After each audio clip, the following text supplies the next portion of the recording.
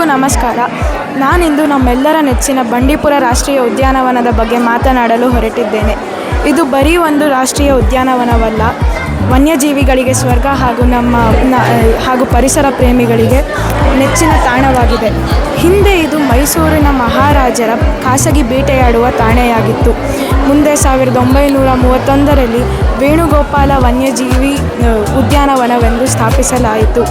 1973ರಲ್ಲಿ ಹುಲಿಗಳನ್ನು ಸಂರಕ್ಷಿಸುವ ಉದ್ದೇಶದಿಂದ ಹುಲಿ ಸಂರಕ್ಷಿತ ಪ್ರದೇಶವಾಗಿ ಘೋಷಿಸಲಾಯಿತು.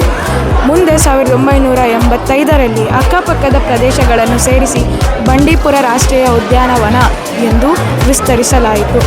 ಈ ಪ್ರದೇಶವು ಕರ್ನಾಟಕ ರಾಜ್ಯದ ಚಾಮರಾಜನಗರ ಜಿಲ್ಲೆಯ ಗುಂಡ್ಲುಪೇಟೆ ತಾಲೂಕಿನಲ್ಲಿ ನೆಲೆಗೊಂಡಿದೆ. ಇದು ತಮಿಳುನಾಡಿನ ಮಧುಮಲೈ ಹಾಗೂ ಕೇರಳದ ವಯನಾಡ್ ರಾಷ್ಟ್ರೀಯ ಉದ್ಯಾನವನಗಳೊಂದಿಗೆ ಗಡಿಯನ್ನು ಹಂಚಿಕೊಂಡಿದೆ. ಈ ಪ್ರದೇಶವು ವಿವಿಧ ವನ್ಯಜೀವಿಗಳಿಂದ ಸಮೃದ್ಧಗೊಂಡಿದೆ. ಇಲ್ಲಿ ಜನರು ವಿಶೇಷವಾಗಿ ಪರಿಸರವನ್ನು, ಪ್ರಾಣಿಗಳನ್ನು ಹತ್ತಿರದಿಂದ ವೀಕ್ಷಿಸಲು ಬರುತ್ತಾರೆ.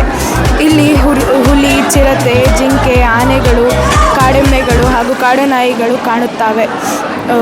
ಇಲ್ಲಿ ಸುಮಾರು 154 ಹುಲಿಗಳು, 300ಕ್ಕೂ ಹೆಚ್ಚು ಚಿರತೆಗಳು ಹಾಗೂ 1042 ಆನೆಗಳು ಕಾಣಿಬರುತ್ತವೆ.